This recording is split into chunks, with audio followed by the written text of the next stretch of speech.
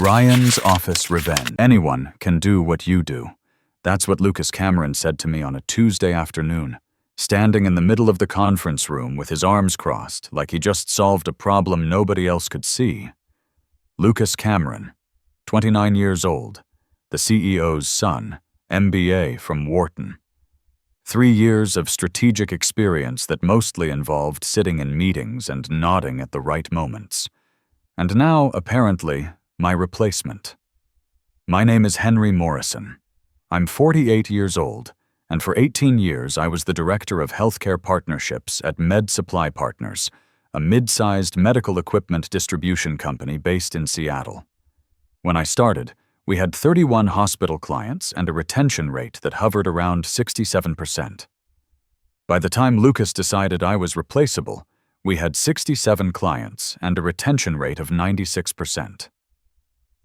I stared at him, laptop still open in front of me, mid-email to Dr. Patricia Wells at St. Mary's Hospital, someone I'd been working with for 14 years. "Excuse me," I said. "Healthcare sales," Lucas continued as if I'd asked him to elaborate. "It's not rocket science. You call hospitals, you send emails, you take orders. Literally anyone with decent communication skills can do it." I glanced at his father, our CEO, David Cameron, who sat at the head of the table, silent, fingers steepled in front of his face like he was watching a play he'd already seen the ending to. "I've been managing 20 healthcare partnerships personally," I said, keeping my voice level.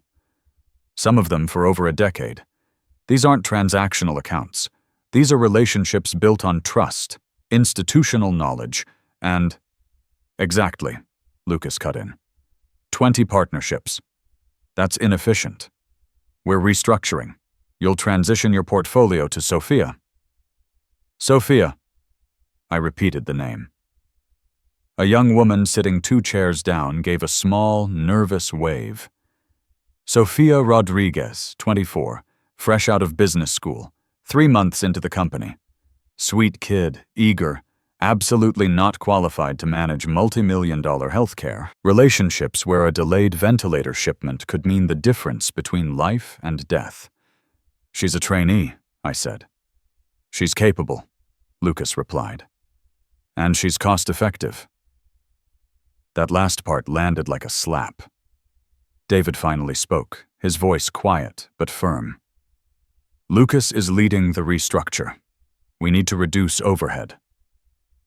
I looked at him. The man who'd hired me 18 years ago. The man who'd once told me I was the backbone of client retention.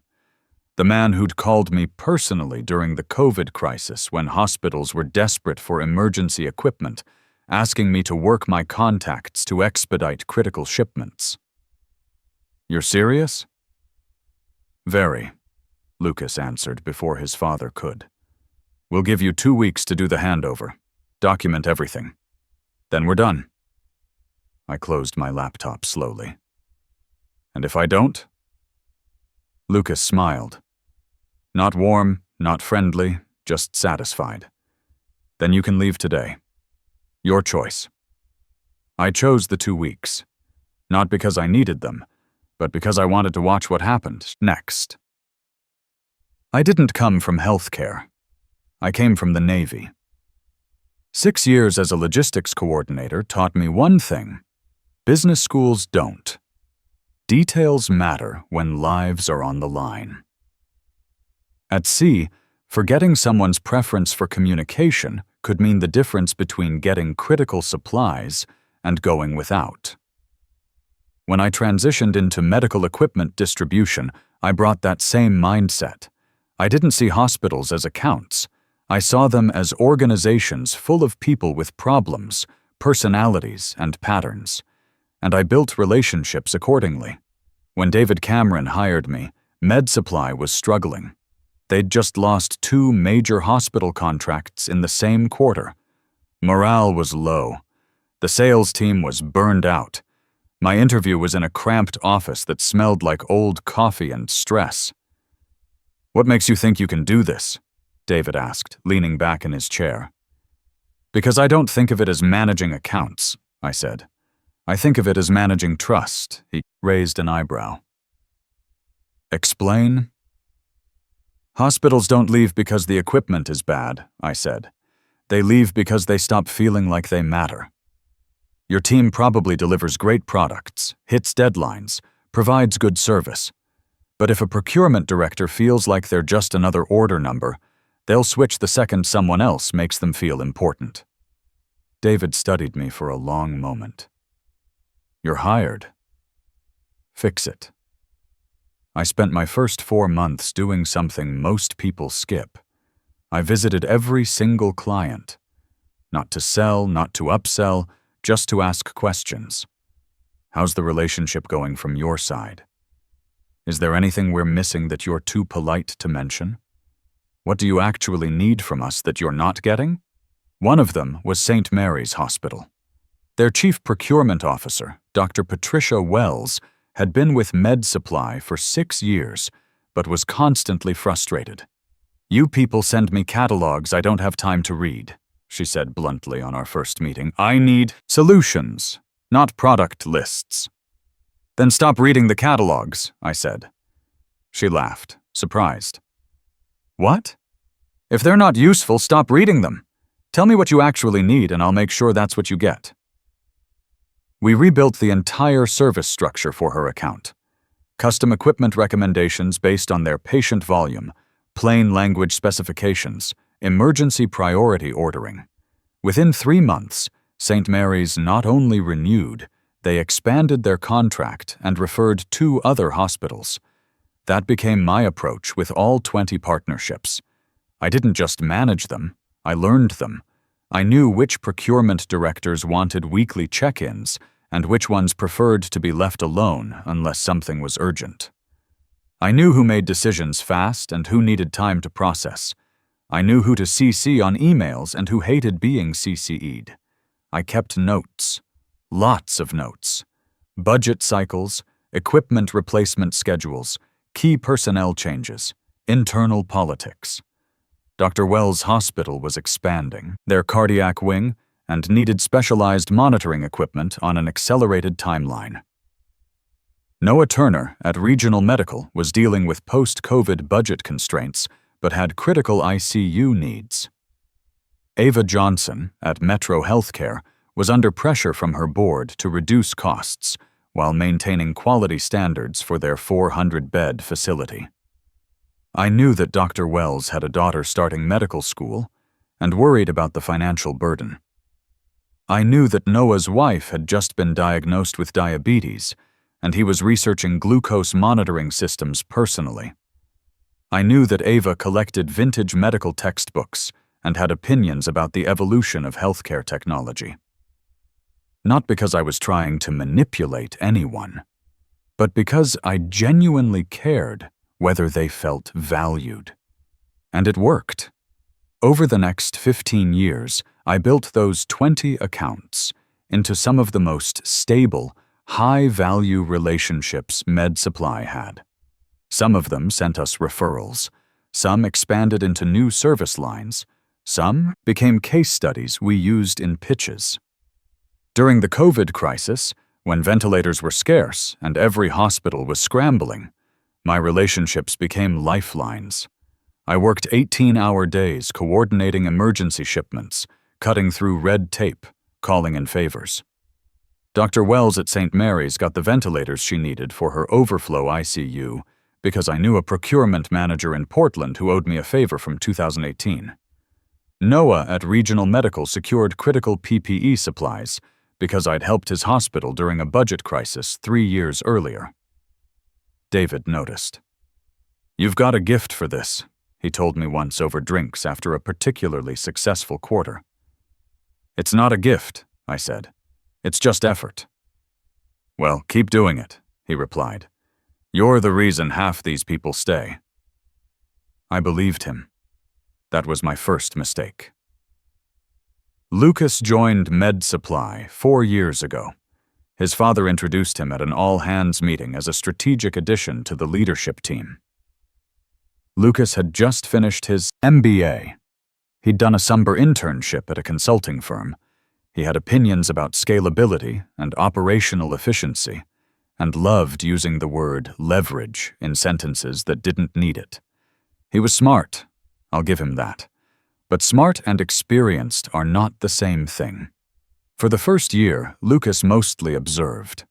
He sat in on client calls, reviewed reports, asked questions that were just insightful enough to make him seem engaged. But he didn't do the work.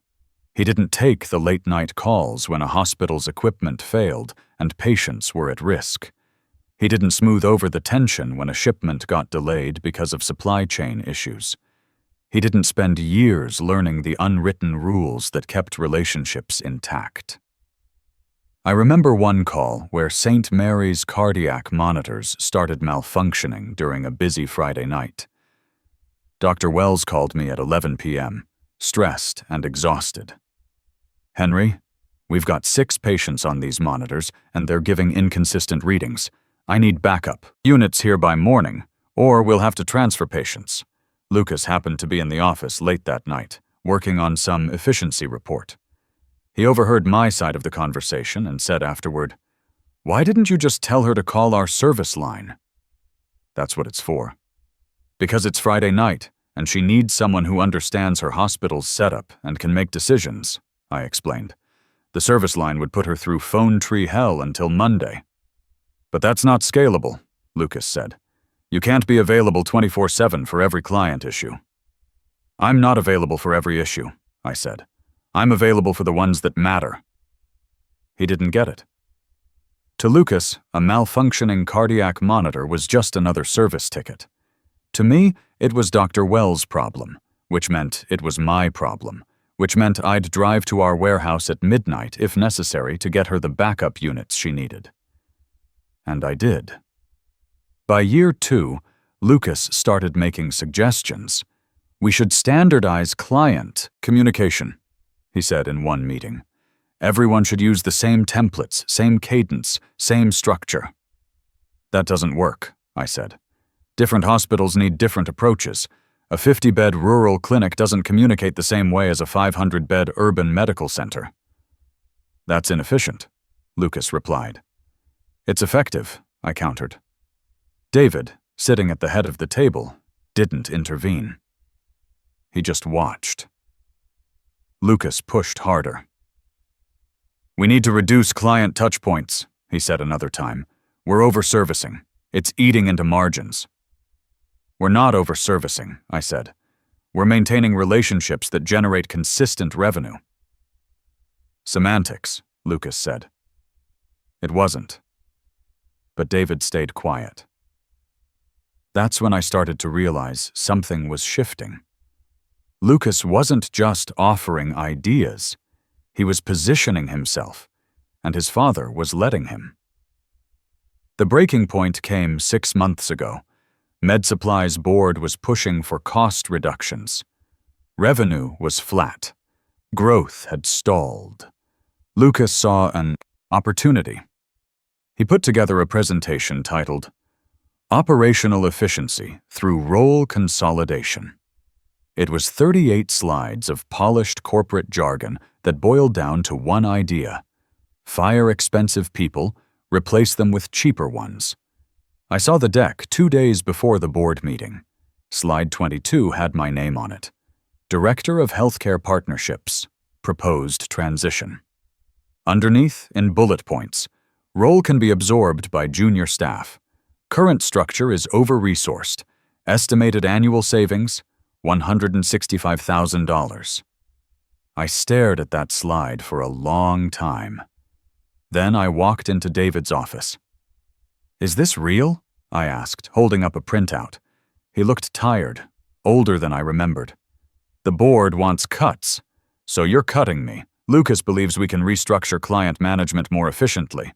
Lucas has never managed a client in his life. He's learning. At my expense." David didn't answer. I left the office and went back to my desk. That night, I started updating my resume, but I didn't quit. I wanted to see what happened when Lucas got what he wanted.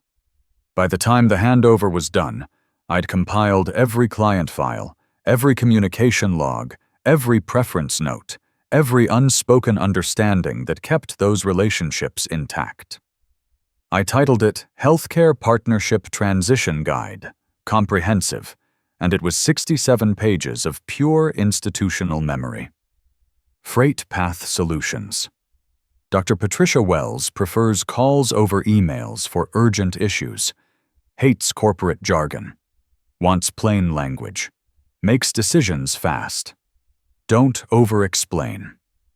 Hospital Anniversary. September 14th. Always send a note. Current expansion. Cardiac wing. Needs specialized monitoring equipment. Delivery preference. Morning shipments to avoid afternoon surgery schedules. Emergency contact. Patricia's direct line, not the main hospital number. Regional Medical Center. Noah Turner deals with budget constraints but prioritizes patient safety. Prefers detailed specifications in writing before verbal discussions. Decision. Timeline. Needs 2-3 days to review with board. Personal note. Wife recently diagnosed with diabetes, interested in latest glucose monitoring technology. Hospital challenge. Aging infrastructure. Needs equipment that works with older electrical systems. Metro Healthcare. Ava Johnson, under board pressure to reduce costs. Appreciates vendor analysis comparing cost per use metrics. Hates being CCED on routine emails, but wants to be looped in on policy changes. Quirk. Collects vintage medical textbooks, enjoys discussing evolution of healthcare technology. Current focus. Improving patient throughput without sacrificing quality. I did this for all 20 clients. Every detail I'd collected over 18 years. Emergency contact numbers that weren't in any directory. Vendor relationships I'd cultivated for specific needs. Personal preferences that made the difference between a smooth interaction and a frustrating one. I handed it to Sophia on Friday afternoon. She looked overwhelmed before she even opened it. "This is a lot," she said quietly. "It's everything," I replied. "Read it carefully. These people aren't files. They're relationships built over decades." "I'll do my best," she said. I believed her. But I also knew doing your best wasn't going to be enough, because Lucas didn't understand what he'd just inherited. He thought client management was a process. It's not. It's 1,000 small decisions that don't show up in reports. It's knowing when to push back and when to let something slide. It's reading tone in an email and knowing whether someone's frustrated or just busy. It's remembering that Dr. Wells's daughter just started medical school and asking how she's adjusting. It's not calling Noah on Friday afternoons because that's when he reviews budget reports and hates being interrupted. It's understanding that when Ava says, "Let me think about it," she means I'm not convinced yet, and you need to follow up with data, not pressure. Sophia didn't know any of that, and Lucas didn't think it mattered. On my last day, I sent one final email to all 20 clients. Subject: Transition Notice. Dear partner, I'm writing to let you know that I'm transitioning out of Med Supply Partners. It's been an honor working with you over the years, and I'm grateful for the trust you've placed in me and our company. Going forward, Sophia Rodriguez will be your primary point of contact. She's dedicated and capable, and I'm confident she'll serve you well. If you ever need anything, don't hesitate to reach out. Best regards, Henry Morrison. I kept it professional, warm, non-dramatic. Then I logged out, packed my desk, and left. I didn't say goodbye to Lucas. David caught me in the hallway.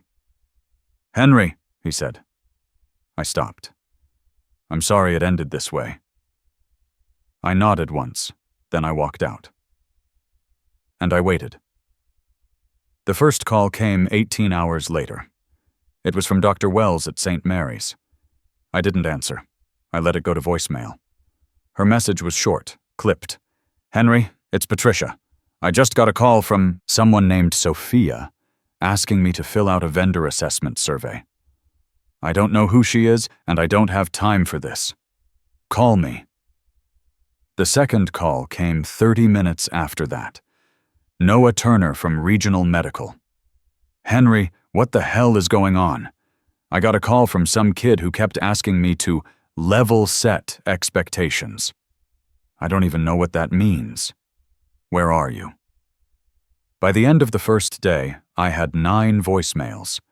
By the end of the second day, 13 clients had sent formal complaints to Med Supply. Not to Lucas, not to Sophia. To David, and to the board. Some were polite but firm. "We were not informed of this transition in advance. This is unacceptable for critical healthcare partnerships." Others were blunt. "If Henry's not managing our account, we're exploring other options immediately." 3 clients didn't bother complaining. They just sent termination notices, effective immediately. 1.2 million in an annual revenue, gone in 48 hours. Lucas called an emergency meeting. I wasn't invited, but I got the recap from 3 people who were there. David walked in at 7:00 a.m., eyes bloodshot, jaw tight. Lucas sat at the table with Sophia, who looked like she'd been crying. "Explain," David said, not sitting down. Lucas started with excuses. "The clients are overreacting. This is a normal transition period. They'll adjust once they see Sophia's capabilities." 3 of them canceled, David said. "That's 1.2 million in annual revenue gone. They'll come back once they realize." "Will they?" David's voice was ice. "Because 10 others are threatening to follow. That's another $3.8 million at risk." Lucas paled. David turned to Sophia. "What happened?" She swallowed hard. "I followed the guide Henry left. I sent emails. I made calls. But they kept asking questions I didn't have answers to." "What kind of questions?" David asked.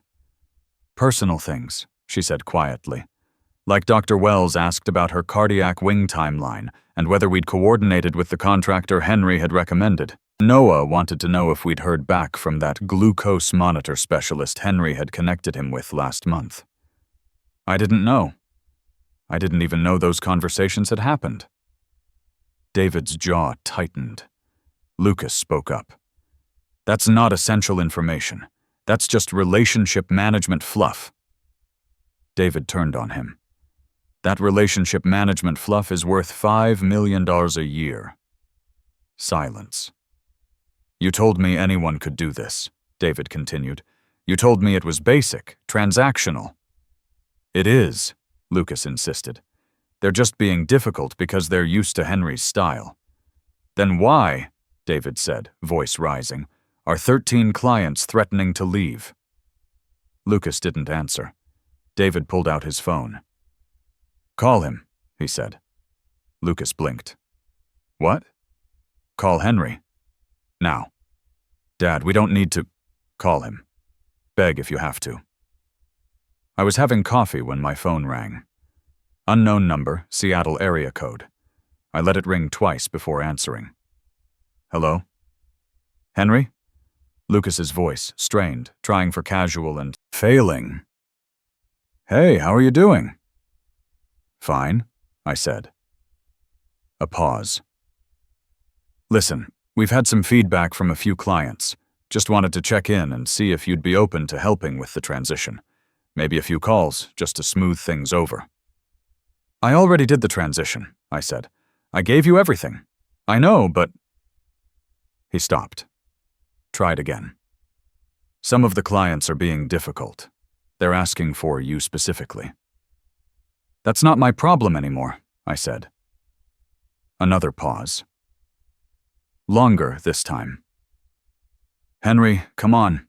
We can work something out." "I don't think we can," I said. "My father wants to talk to you. Then he can call me himself." I hung up.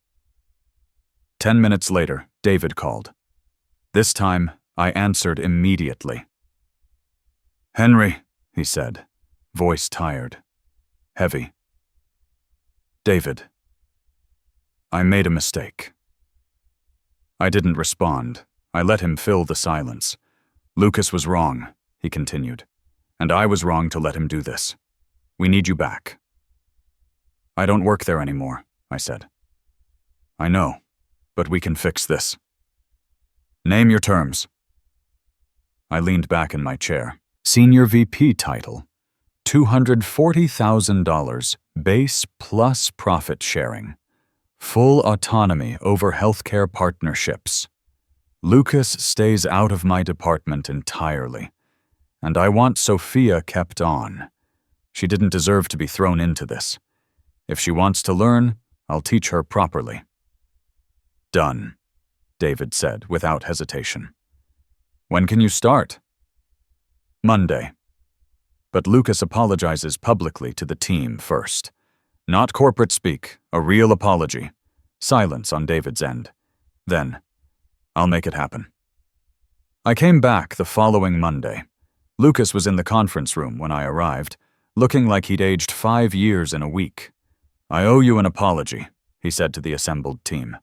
His voice was quiet, genuine. I was wrong about Henry's role. I thought healthcare partnerships were simple transactions. They're not. They're relationships built on trust and expertise that takes years to develop. I didn't respect what Henry had built, and it cost us clients, revenue, and credibility. I'm sorry. He looked directly at me. I'm sorry, Henry. You were right, and I was arrogant. I nodded once. Accepted. By the end of the first week, I'd spoken to 17 of the 20 clients. 8 of the ones who'd threatened to leave stayed. 2 of the ones who'd canceled came back. The others were gone for good. Some bridges can't be rebuilt. 6 months later, Sophia came into my office. I've been thinking about why they asked me to do your job, she said. I wasn't ready. They knew that. They just wanted cheap, not capable. It wasn't fair to you either, I said. You deserved proper training, not to be thrown into relationships I'd spent 18 years building. I'm glad you came back to teach me the right way, she said. Me too. A year later, David retired. Lucas took over as CEO, and to his credit, he'd learned. On his first day, he called a company-wide meeting. I've learned that respect for experience isn't just about being nice, he said. It's about recognizing that some knowledge can't be Googled, some relationships can't be automated, and some expertise can't be replicated by enthusiasm alone. He looked directly at me. Real leadership means knowing what you don't know. Here's what I learned from this whole experience. When someone tells you anyone can do what you do, let them prove it. Don't argue, don't fight. Just step aside and watch. Because the people who think experience is replaceable are the same people who've never had to build anything that lasts. Institutional memory isn't just what you know. It's who trusts you to know it. You can replace a person in a day, but you can't replace 18 years of handshake agreements, midnight emergencies answered, and promises kept. In the end, relationships aren't built on efficiency and cost-cutting. They're built on the 1,000 invisible moments when someone chose to care more than their job description required.